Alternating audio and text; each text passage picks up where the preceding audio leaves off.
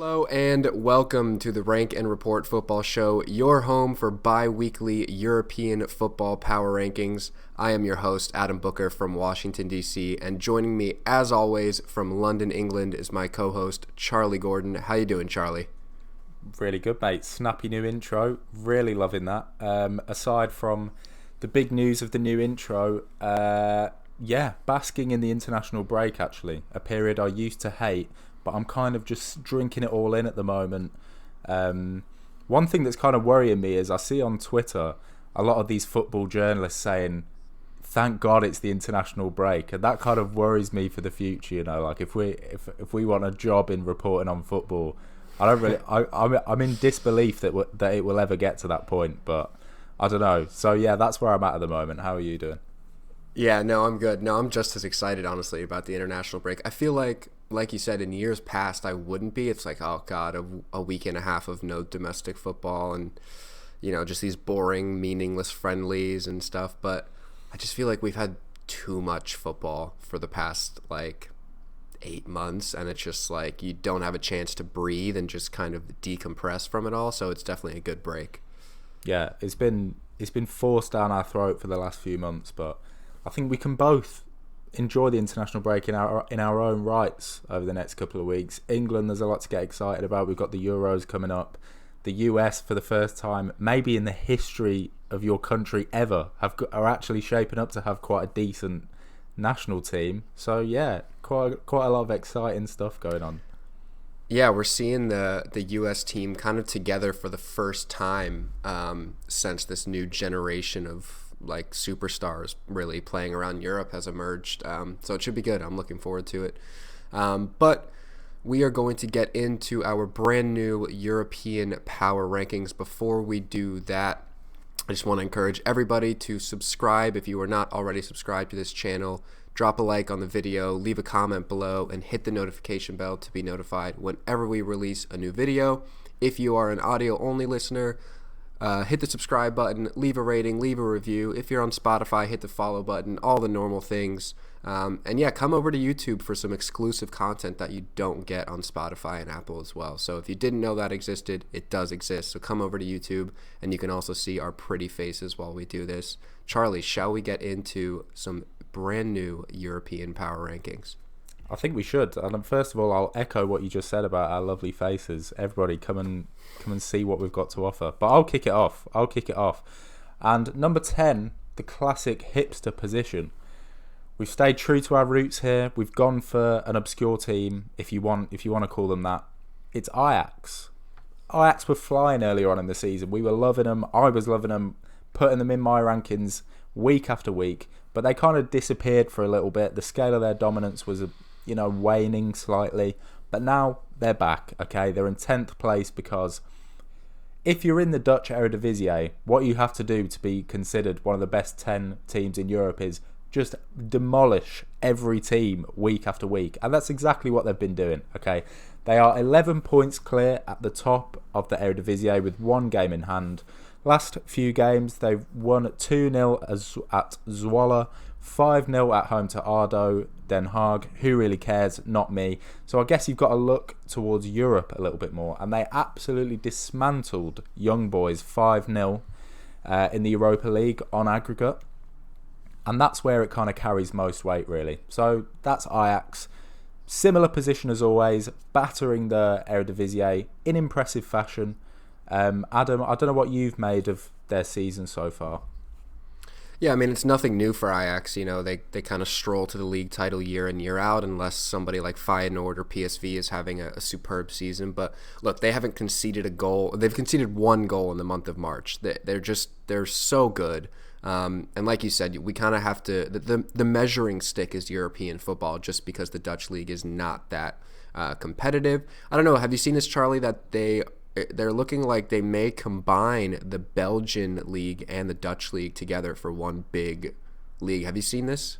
I've not seen that, but that would just be unbelievable. I think, yeah, something should be done to make these leagues a bit more competitive, because there is certain teams, there's a handful of maybe 4 or 5 teams in the Dutch and the Belgian league who could just do with a lot more competition, because the lower down teams in those leagues are just of a really poor standard, really. How far along is that? Is that actually going to happen, that plan? The last I saw is that the important people have voted to accept it. I don't know if that means it's guaranteed or anything like that, but what I read is basically that it's going to generate a lot more TV revenue, so maybe we can see a lot more money going into these leagues, which I think would be great. You know, Dutch football produces some brilliant players, and a lot of young guys that are ending up in Spain, England, Germany, they come from the Dutch league, so it could be exciting times on the horizon. But with that, we will move on to number 9. And number 9 is a team that I feel like should always be in our top 10, Charlie, but they haven't been this season. It's been a bit of an up and down season for them, and that is PSG, who were previously not ranked, but they jumped back into our rankings after a big 4-2 win against Lyon, a team that Charlie and I are always very high on. And then they had that 3-0 win against Lille in the Cup, and Lille, who they're tied for first with in Ligue 1 right now, so that's a big, big win. But then they had that shocking defeat, 2-1 loss against Nantes. But look, they're starting to find their feet a little bit under Poch. I don't know, where do we sit with PSG, Charlie? I feel like it's so up and down, and then you get a performance like they had at the Nou Camp where they ran Barcelona ragged, but then they go and lose to Nantes. I don't really know. I can't put my finger on this team quite yet. Yeah, I can't either. It is it's bizarre when you see a result like that, but the only thing that you might say to suggest it is that maybe kind of the incentive isn't there as much in the French league. Maybe they just take their foot off the gas a little bit sometimes. They just roll up and they expect to beat Nantes at home, which they really should be doing. But as a flip side to that, the French league is actually wide open this year. PSG are top, but only on goal difference. Lille have mounted a really, really serious challenge for the league. So that shouldn't be the case. They should be switched on for every game. So maybe the conclusion we've got to draw, Adam, is just that they're not consistent enough yet, and maybe that will come in time under Poch. I don't know. Have you seen any more consistency since he's come in? I think it's certainly getting better. I think it was kind of a mess towards the end of the Thomas Tuchel era, and I think with a team like PSG, when you have just a squad that's littered with superstars and a lot of big personalities in there, as we know, like Icardi, Neymar, Mbappe, I think it's only natural that a new coach is going to take time, and a lot of time to bed in, probably more time than normal, just because it's the kind of dressing room that you have to walk into, rightly or wrongly, and you have to really earn the respect of these guys no matter who you are.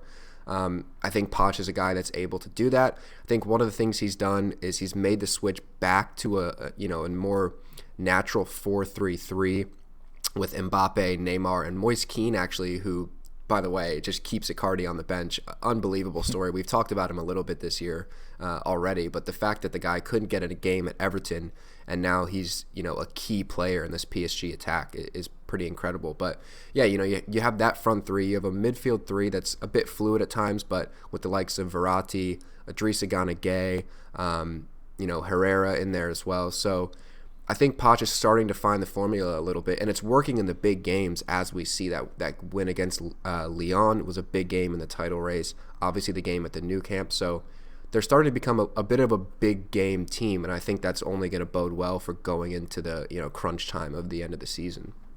Yeah, they've definitely been turning up in the big games in recent weeks. Anyway, that's the reason they're in here. To lose to Nantes 2-1 and still be in the top 10, that's because 4-2 away at Lyon, 3-0 against Lille in the Cup, and knocking Barcelona out of the Champions League. That they are three pretty big flexes right there that's just happened in the last few weeks. And you're talking about Pochettino's formula. I think a key to that formula is he always seems to go with quite a solid midfield. So you got Idrissa Gueye is kind of a permanent fixture in there. Danilo Pereira, Herrera, like you said, they're all kind of happy to sit back, battle, win tackles, break up play, and that gives license to their attacking talent, of which there is absolutely tons, by the way, to just fly forward and do their thing. And Poch is happy to commit bodies forward on the attack as well and just kind of crank up the pressure against teams. He's the kind of manager that's not afraid to do that. So yeah, I think that's one of the key elements of the Poch formula. I think it's also noteworthy Mbappe reached 100 goals in Ligue 1 this week. That's quite impressive, considering he's younger than both of us, Adam. He's the youngest guy. Please don't remind me. Yeah, I know. It's sad. It's a sobering realisation. But he's the youngest ever player to reach 100 Ligue 1 goals. It took him just 142 games. And, if there's one overriding positive from Pochettino's arrival, it's that Mbappe is still absolutely flying. And I guess that is one of the key requirements for anyone who comes in to manage PSG. You want your star player, who is probably Kylian Mbappe at this moment in time. He needs to keep firing in the goals. Yeah, and I think one thing that bodes well for PSG is, I feel like in years past, the conversation has always been around them, going out in a lot of times shock fashion in the Champions League. And a lot of people put that down to the fact that by the time they reach the round of 16 or the quarterfinals of the Champions League, they have walked the league title, and they basically have, one meaningful game every few weeks, and that's in the Champions League. And I think it's actually a good thing for them that they're in a really difficult title race with the likes of Lille, because they can't switch off anymore. It doesn't matter if it's, a Saturday on the south coast of France or if you're, on a plane to Munich. They can't switch off anymore, and I think that bodes really well for them. Yeah, it's definitely going to keep them sharp. But if they are going to do it, they're going to have to do it the very, very hard way, because obviously they've got Bayern in the quarterfinals of the Champions League. But that's going to be a mouth-watering fixture. And we move on to number 8, and that is Napoli. New entrants in recent weeks. We haven't spoken about Napoli for a little while.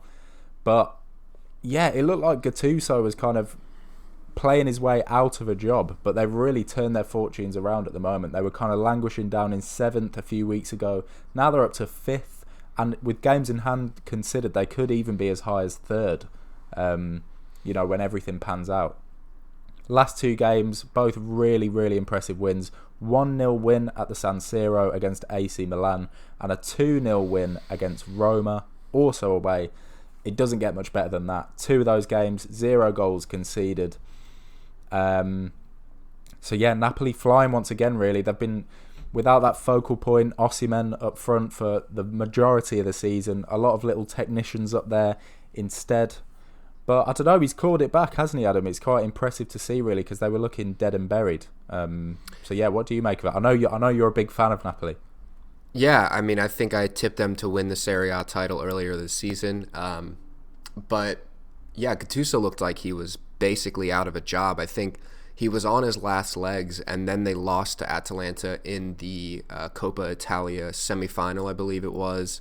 And it seemed like, that Gattuso would be gone by the end of the week, and he's kind of clawed it back, and he's survived another shock defeat to Granada in the Europa League. But like you said, that's 2 huge wins against Milan and Roma.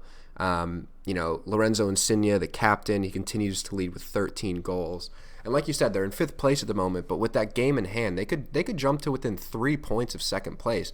And, we're talking about a few weeks ago, the manager, getting kicked out the door and, a failure of a season. And this could easily end with them, finishing 2nd and wrapping up Champions League football this season. And I think that would be a very successful season by, the standards of Napoli, especially when you look around the talent that's in the league right now. I think Serie A is one of the strongest leagues at the moment with Juve, Inter, and AC Milan all around. So I think that would be a brilliant end to the season if they can jump up into that top 2 or 3. Yeah, one argument would be strongest leagues. Another one would be most competitive league. I definitely think it's one of the most competitive leagues. Obviously, Juve didn't do them many favours by crashing out of the Champions League to Porto. And Inter didn't do the Serie A many favours either by not getting through the groups. But anyone who's been keeping up knows it's been a hugely competitive league with, on the face of it, some very high standard football as well. And with Inter basically running away with things, it becomes more likely just the race for 2nd place in the Serie A at the moment. And all of a sudden, Napoli are just right back in the mix. And I think with Osimhen working his way back to fitness, working his way back into the side, things are only going to get better for them, because I saw their 2 goals against Roma. One of them was a very nice, precise free kick from Mertens, but they don't come along very often. And the other was just an exceptional, well-worked goal. And that they're both well and good, but you don't want to be working really hard and producing like 1970 Brazil World Cup football to be putting the ball in the back of the net. You know what I mean? Sometimes you need to be doing it the cheap way, and that's what a focal point up top will allow you to do. So I think with Osimhen coming back in, that will help things for them. Few more goals from the front line. So yeah, there's a good argument that things could only get better for Napoli. Absolutely. All right, Napoli come in at number 8, and moving on to number 7, we have got Brendan Rodgers' Leicester City, who have just kind of bounced around between 7th to 10th to 11th, 12th, 13th kind of all year. But it's been a really impressive season. You know, they recently beat Manchester United 3-1 in the FA Cup. They had that 5-0 demolition of Sheffield United and a 2-1 win against Brighton as well. Look, Charlie, I'm so impressed with what Rodgers has sustained with this squad over the last few seasons now. They're coping well without James Maddison and Harvey Barnes. Iheanacho has stepped up in their absence, has a few goals in the last few games. Look, it's kind of same old with Leicester. You know, you and I were talking before we hit record that they're a bit like RB Leipzig. They just kind of show up and they do the same thing every week. They're a very easy team to predict how they're going to play, but it's always very impressive. And I think so much of the credit has to come down to Brendan Rodgers.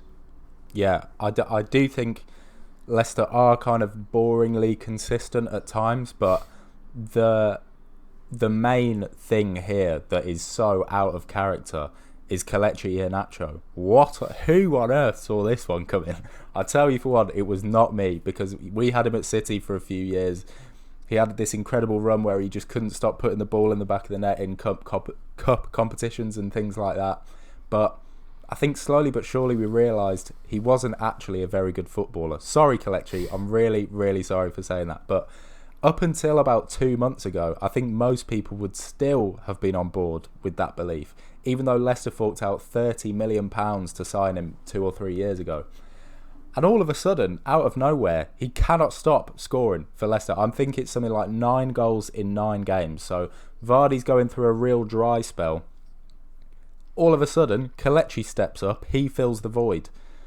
Maybe he's just a massive confidence player, Iheanacho, because he couldn't get near the goal a few months ago. Now, he's looking lethal. He's looking absolutely deadly in front of goal. He got a hat-trick against Sheffield United. Another 2 goals against Man United in the Cup. So maybe this is a sign that they're not going to bottle it this season, Adam. They're in 3rd. They're 7 points clear of 5th place. So they've got a very good chance of staying in the Champions League spots this time out. It would be horrendous for them if they crashed out and bottled it yet again. But maybe mighty Kelechi rising from the ashes, maybe that is just the sign. If that's not a sign, I don't know what is. That they are going to see this one out and qualify for Europe next season, and more power to them. Yeah, I think in years past, if we see Vardy going through a dry spell and we see the likes of Maddison and Barnes go down with injuries, you think, oh, here we go again. You know, they're about to drop a few points in a row and slide back out into like a Europa League 7th or 8th place finish, but they aren't slowing down. I got a question for you, Charlie, as somebody who I would say watches more English football than me, because I've got my eye kind of all around Europe every weekend. Is Brendan Rodgers, if you are Brendan Rodgers, do you keep your eye on Big 6 job openings, or do you kind of ride this wave with Leicester? You know, we're talking about most likely they're going to have Champions League football next season. They've got this brand new training ground, unbelievable system of recruiting players. Do you think, and no disrespect to Leicester and their fans, but does he need to go to a bigger club, or is he kind of right where he needs to be right now? I think he's right where he needs to be, and I'm happy he's there. I think if he gets Champions League football, what's not to like? He's got an exciting Champions League campaign coming up with Leicester next season, if they do manage to see it out. Who else? You know, Champions League is a massive attraction, so what other club in England could he realistically go to that could also offer him that? Man City aren't going to offer him the job because they've got big Pep. Man United, he won't go there because he used to manage Liverpool. And who's going to finish 4th? Maybe Chelsea. They're happy with Tommy Tuchel at the helm. So then you're thinking big clubs that are lower down, like maybe Arsenal, if Arteta gets sacked eventually. Why would he want to go there, though? It's such a toxic atmosphere at the club. He's at Leicester. It's a really happy atmosphere. He's got a team firmly in his own mould. So I think he should just ride the wave, unless he's a money grabber and someone offers him some huge contract somewhere else. But I think he's done really well to get him to this point. It's a real Brendan Rodgers team, and he's got them singing, and he should enjoy the Champions League campaign next term if they do see it out. Absolutely. All right, let's move on to number 6. Yes, number 6, we have got the mighty Real Madrid. The ever-presence in these top 10 that we just wish weren't really in here, but here they are because they keep coming up with the goods. Okay, they keep coming up with the goods. Karim Benzema keeps coming up with the goods primarily. They knocked Atalanta out of the Champions League, a good 3-1 win there. They beat Elche 2-1 at home in the league, big whoop, and they beat Celta Vigo 3-1 away as well, which is a fairly decent win. Madrid, not much new to report. Same old cast and crew that are coming up with the goods every week. Primarily Benzema, who's up to 22 goals for the season. No one really helping him out, but still managing to see games over the line. I suppose the big news with Madrid this week is Eden Hazard has gone down with yet another injury. Zidane is kind of seeming a bit annoyed by all this now. He's come out and said, he's basically just said, I don't even know what's going on with Hazard. Like, he didn't get injured in it that much in his spell at Chelsea. He's come to Madrid. All of a sudden, he cannot get off the injury table. So yeah, that's the big story with Madrid this week. Other than that, third in the league, 6 points off Atletico Madrid, who they're slowly creeping up on. Wouldn't it just be the biggest plot twist, Adam, if they did manage to claw it back? I don't know. Is that unrealistic? I mean, look, it's no coincidence that Atleti have not been in our top 10 for a few weeks now. They're really letting it slip a little bit. And another team we're going to talk about later, Barcelona, is also catching up with them as well. But yeah, I mean, on Madrid, look, I think we've talked about it time and time again. They need somebody else to step up with the goals other than Benzema, because if he goes down with an injury, it's going to be ugly. But we've said it before, they've got the experience to grind out results, and they're always going to be around in every competition with the likes of Modric and Kroos and Casemiro and Sergio Ramos, all these old heads that they've done it time and time again. And, what more can you say, really? Yeah, a tight defence, less than one goal per game all season. Tight defence, a firing Benzema, lots of experience, and they're going along nicely. That's all we can say. So on that note, I think we'll move it on. All right, moving on to number 5 is Chelsea, who were previously ranked number 7, so they've jumped up a couple of spots. The recent results were a 2-0 win against Sheffield United in the FA Cup, so they move on to a semi-final against Manchester City. They had a big 2-0 win against Atletico Madrid in the second leg of the Champions League, which, to be honest, they really controlled that game. Atleti never looked like threatening. And then they had a tough 0-0 draw against Leeds. That's a tough game always. But look, we said it last week. Tommy Tuchel has turned this side into a force. They don't concede goals. They have not conceded a goal in 630 minutes of game time. That is an unreal statistic when you think about the fact that they were leaking goals under Frank Lampard. And I think really it comes down to once the attack starts to click, like guys like Havertz and Werner and Ziyech and Pulisic, once they find some sort of system that all these guys can gel together, I think it may take a full off season. They're going to be a scary, scary team. They really are. And, you take your 600 minutes there without conceding a goal. In his whole 14 games since joining Tuchel, 2 goals conceded, 12 clean sheets. Guys, sort your fantasy football teams out. If you've not got at least 2 Chelsea defenders in there, you've got to do it ASAP. I've heard some people say that, if it goes on for a long time, he could be approaching Sarri territory, where they're kind of rigid and they're kind of playing a bit of a dull brand of football. But I'm not sure. That's really pessimistic, I think. That's really pessimistic. And I think they've got enough talent now, compared to when Sarri was in charge, that they can just let the attacking talent pretty much speak for itself. If you just say to whichever 3 world-class attackers he decides to put out on any given weekend to just go and strut your stuff, go and score us a goal, go and beat some players, I think they've got enough talent to do that. And I think Chelsea fans will take a lot of encouragement by the fact that a certain Kai Havertz is looking a lot better in recent weeks. that's really refreshing to see for me. Havertz is the kind of guy who you saw that he was coming to the Premier League last summer and you thought, yes, this is very exciting. But he's basically just been a bystander for the whole season. We've not had any Havertz to enjoy, but now he's starting to look a bit more sharp. So there's elements to be happy about all over the pitch for Chelsea, and I think it's all been embodied in a really unbelievably impressive 3-0 aggregate win over Atletico. What a statement that was, Adam. What an unbelievable statement. And that actually makes them third favourites for the Champions League, which was quite shocking to me, but I don't know whether you agree with me, but I would be pretty terrified to face Chelsea at the moment. Absolutely. I mean, like we just mentioned multiple times, they don't concede goals, and they have enough talent that if it just clicks one day, then they're going to be an absolute force. But now look, Chelsea fans can absolutely rip into me in the comments if they'd like, and I want to hear your thoughts on this as well, Charlie. But I feel like with Tommy Tuchel, or really anybody that is going to take the job of Frank Lampard, I feel like it's going to take a lot to win this Chelsea fan base over, because I think there is a bit of bitterness to whoever comes in and takes Super Frank's job. I'm not going to name them, but I saw a pretty prominent Chelsea YouTuber just totally unhappy with how things have gone under Tommy Tuchel, and I'm thinking, hang on a second. You're fighting now. Look at where they were under, I think when Lampard was sacked, they were in 7th place, maybe further down the table than that. They're now, vying for a top 4 spot. They're deep into the Champions League. They're in an FA Cup semifinal. They don't concede goals. I just feel like he's been magnificent, and for whatever reason, I've seen so much of this Chelsea fan base unhappy with it. And do you think there's a little bit of bitterness just towards him because he took Super Frank's job? Yeah, definitely. That's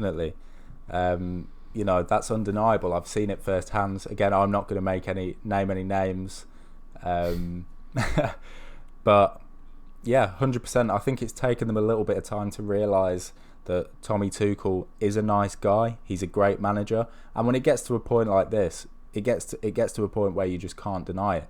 They're up to 4th in the Premier League. They're in the semi-finals of the FA Cup. They're in the quarter-finals of the Champions League against Porto, who they probably are going to beat.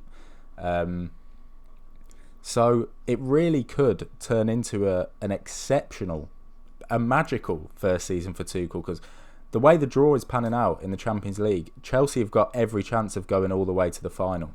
In the semis, they face either Liverpool or Real Madrid, who are both off the pace as far as their own standards are concerned, and Chelsea are very much on the pace in terms of the standards that they set for themselves earlier in the season. So imagine that, all the way to the final, and then when they get there, who's to say that they can't win it? What an impact that would be.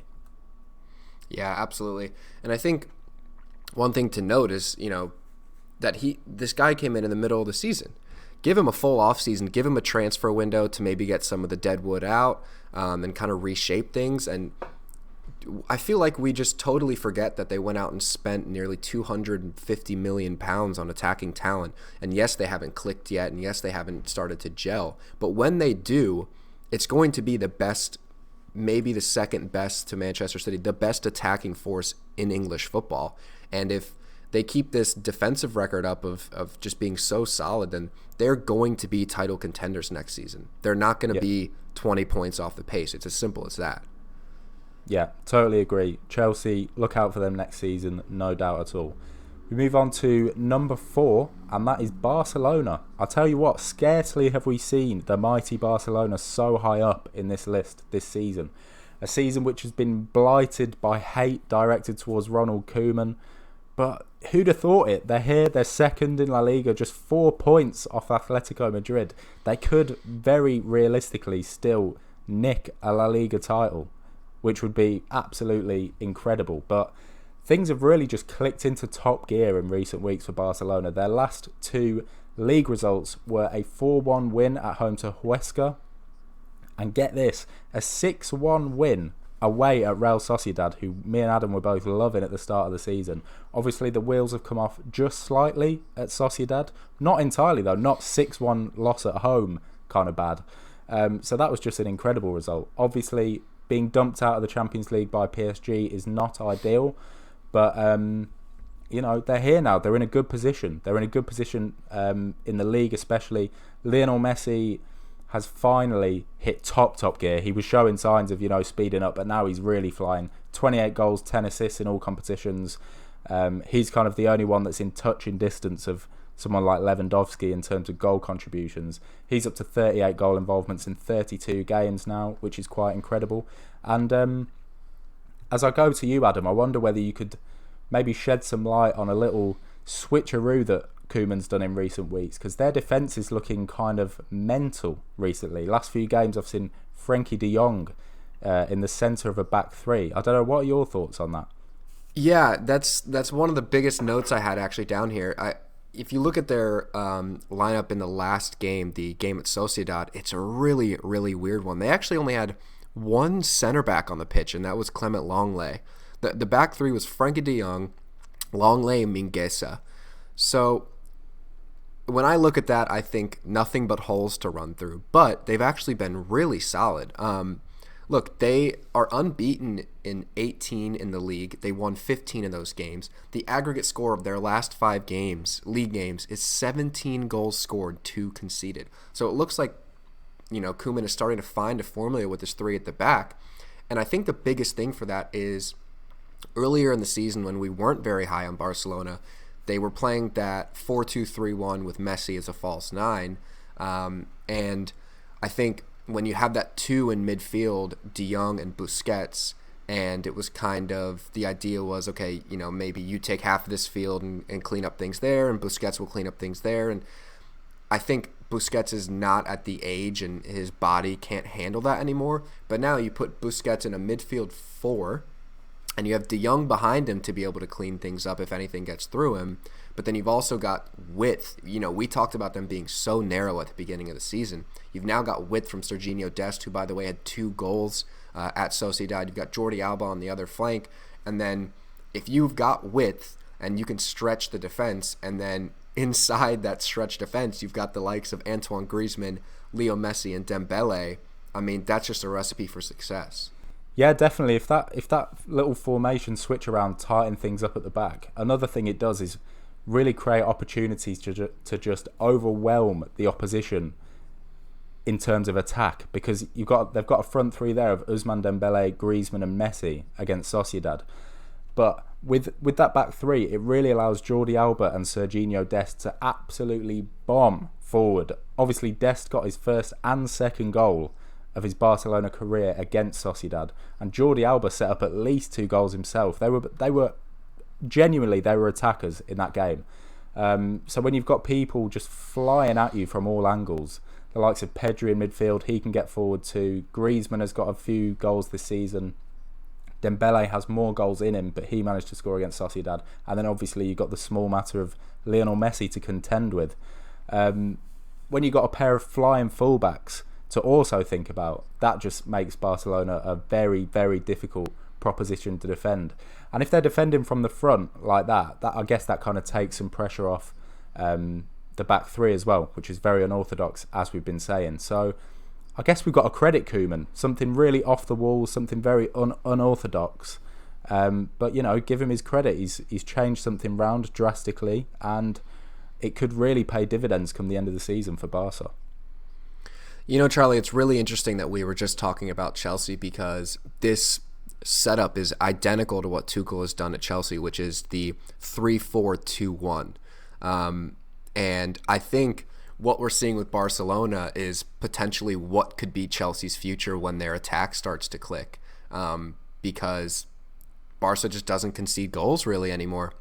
And you know what? Another interesting thing is I think them crashing out of the Champions League might just be the best thing that could happen for them this season, because they can just focus on this run into the league now. I don't think they have a big enough squad that they are comfortable rotating week in, week out. So now if you've got this settled squad, this formation of 3 at the back with the wing backs, you can just focus on this run into the end of the league season and the Copa del Rey final, and they're setting themselves up for a potential league and cup double, which at the beginning of the season, if you told me this Barcelona team was going to do a double, I would have laughed in your face. But it looks like Koeman's really, proving himself, and they're shaping up for a really successful end to the season. Yeah, it would be absolutely unthinkable to do something like a league and cup double. Koeman has had more doubters than almost any manager I've seen in the world over the last year. He's had so much to prove, and Barca really have got a ton of momentum now going into the close of the season. Atletico have got no momentum. They looked so weak and frail against Chelsea, lacking purpose. So, it would be cruel, but it would also be dramatic for them to crawl up behind Atletico and steal the league. And I'm all for drama, Adam. I'm in football for the scenes. I want to see absolute scenes. So, I would support that kind of thing happening. Well, if you love drama, then you will not love our number 3rd ranked team, and that is Bayern Munich, who are back amongst the top 3. Actually, they were ranked number 3rd last time out, so they haven't moved at all. Look, the recent results were a 4-0 win against Stuttgart, in which they went a man down very early on, and they absolutely smashed Stuttgart with one less man. And then they had the big 2-1 win against Lazio to see them through to the next round of the Champions League, and a 3-1 win against Werder Bremen. Look, we've said it all. They're continuing to roll in typical Bayern fashion. Lewandowski's still putting up silly numbers. And I think this matchup against PSG in the Champions League will be really good for them, because I don't think anyone's challenged them in a long time. The usual big boys of Germany, like the Leverkusens and the Dortmunds, have not been good as of late. We saw that in Der Klassiker when, Dortmund went up 2-0, but Bayern just, clicked into another gear and then really overran them. But I think this matchup with PSG will be really good, and it would be a good measuring stick of where they are. Not that we doubt where they are, but they've also got RB Leipzig, I believe, this upcoming weekend or the weekend after the international break is over. So it's going to be crunch time, but it's Bayern Munich. I don't really foresee anything going wrong. It is going to be crunch time, but they've shown some composure. They've pulled away a little bit now. They're 4 points clear at the top of the Bundesliga. And that win against Stuttgart really was quite incredible. Imagine that. You go down to 10 men after 12 minutes, and then you're 4-0 up by half-time. What? On what planet does that happen? And also, by half-time, Lewandowski's got a perfect hat-trick. I mean, that's the least surprising thing. That's the least surprising thing I've heard all season. There's, Bayern Munich. What I would like to say is the top 3 in this top 10 are pretty much interchangeable. We can't emphasise enough that Bayern are absolutely in the groove at the moment, and they are terrifying.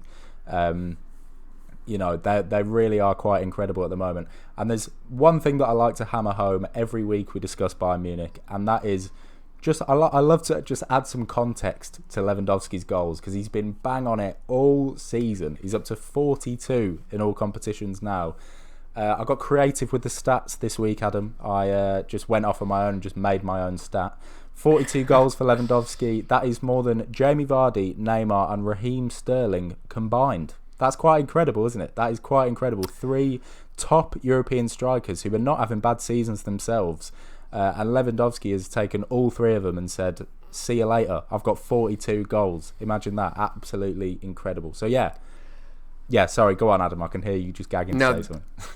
That's an unbelievable stat, and I'm an idiot for not writing this down or screenshotting it, but I did see a stat last night when I was scrolling through Twitter. I believe it was ESPN FC that put it up, and it was Lewandowski's goal tally compared to some of the most lethal strike partnerships in Europe right now. And Lewandowski on his own has more goals than the partnership of Lautaro and Lukaku, has more goals than the partnership of Sancho and Haaland, has more goals than the partnership of Son Heung-min and Harry Kane. And it's just like, these are partnerships that we've been raving about all year, and Lewandowski on his own is outscoring them. It's quite incredible. It's like his finishing is just a joke at the moment. It's like if you've been on FIFA and manually turned the ratings up to 99 on every rating. That's kind of where he is at the moment. Like, the guy is in the form of his absolute life, and I'm sure he'll be credited with it with awards come the end of the season and the end of the year. So it's really great stuff to see for Lewandowski. Bayern flying, huge game coming up against PSG in the Champions League. Can't wait to see that. We move on to number 2. Speak of the devil, Lukaku and Martinez, who as a pair cannot shine Lewandowski's shoes, it turns out.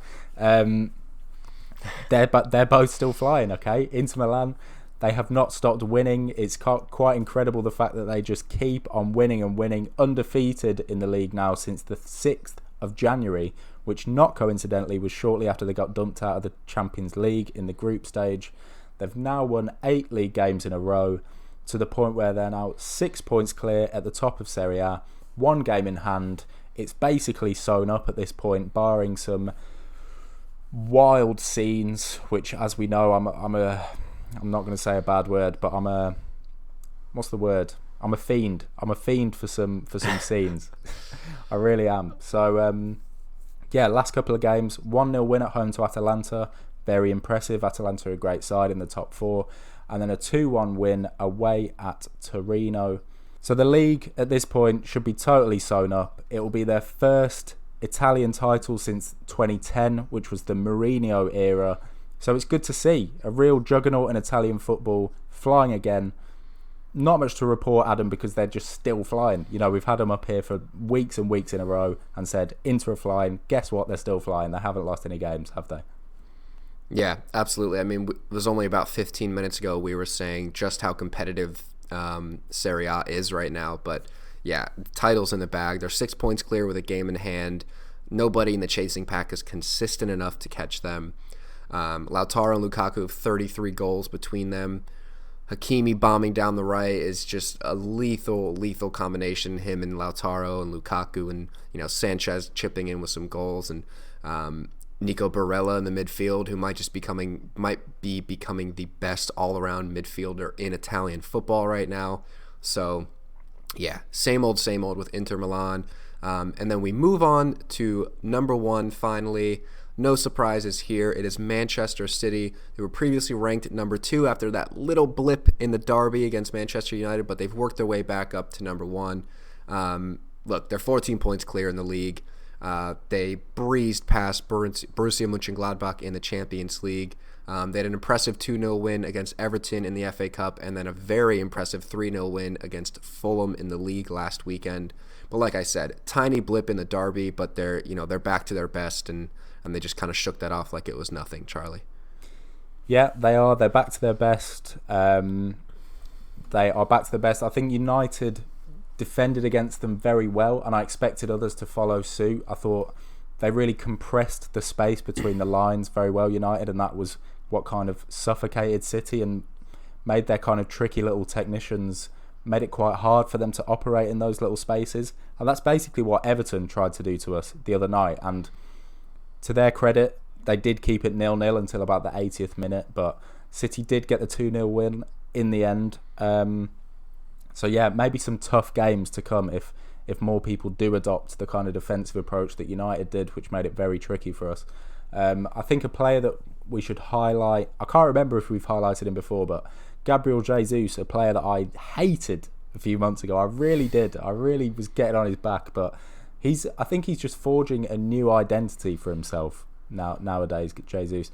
You used to think of him as this kind of poacher, almost a poacher that was threatening to become like a ruthless goal scorer, but maybe that's just not what he was all along, because he's not that ruthless one-on-one, really. He's not. He gets in good positions, he gets some tap-ins, he gets enough goals to his name. He's got 12 in all competitions this season, but what he really brings to the squad, which is very noticeable in recent weeks, is his hard work is fantastic. It's almost unmatched for a striker around Europe.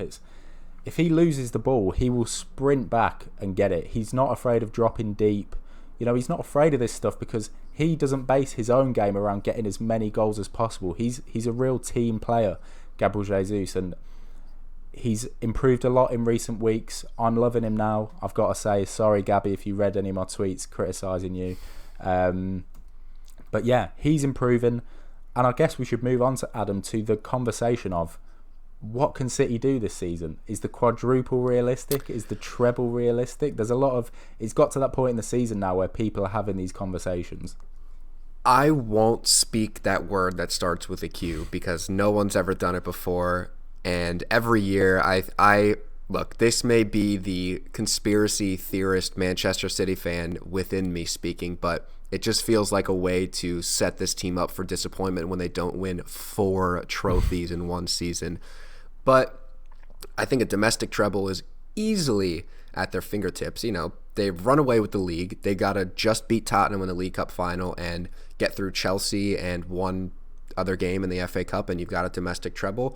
Look, you can't say they're going to win the Q word because they've shown they can't get through this stage of the Champions League. So until they get through this stage and maybe even into a final, then we can start talking about something like that. But it's if anyone is seriously thinking that a domestic treble is going to be a disappointment, then they've lost their absolute mind. So look, I think the sky is the limit, but it's absolutely beyond me that I am almost settling for a domestic treble.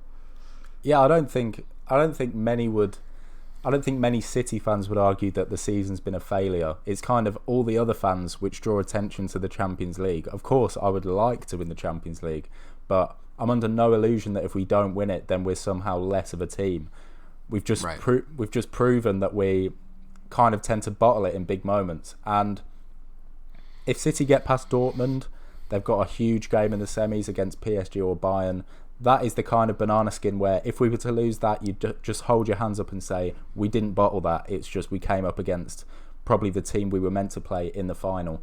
But the one thing that City do have going for them this season is the pressure is off in the league. I hope that statement doesn't come back to bite me on the rear end, and I don't think it will, because some amazing stuff would have to happen for us to not win the league. But when we were on for the quadruple a couple of years ago, it was to the wire with Liverpool, to the absolute wire. I remember it just being tense because to win the quadruple, we had to win every single game every week for about 3 months leading to the end of the season. This year, we can take our foot off the gas in the league a little bit, concentrate on the Champions League, and try and get those 2 domestic cups over the line. So I don't know what I'm trying to say, really, Adam. Quadruple is more on than it was a couple of years ago. I'll leave it at that. All right, I won't utter the word, but I'll just nod my head at you in agreement. But look, we'll wrap up there with this week's edition of the European Power Rankings. Before we get out of here, I want to run through the 10-1 for our audio listeners. Coming in at number 10 is Ajax, 9 PSG, 8 Napoli, 7 Leicester City, 6 Real Madrid, 5 Chelsea, 4 Barcelona, 3 Bayern Munich, 2 Inter Milan, and in at number 1 Manchester City. Before we get out of here, I just want to encourage everybody again to hit the subscribe button down below, drop a like, leave a comment. If you're an audio listener, subscribe on Apple Podcasts, follow on Spotify, leave a rating, leave a review, tell your brother, tell your sister. That's the best way to get our words out to everybody. And we will be back next week or the week after with brand new Power Rankings. Charlie, any last words for the people? Stay tuned. International break means no Power Rankings for a little bit. We'll come up with some creative. Yes. We'll come up with some creative stuff to fill the void. Try and support us. We work hard on every video. We get our creative juices flowing. So yeah, be on the lookout for that stuff. Other than that, see everyone later. See you.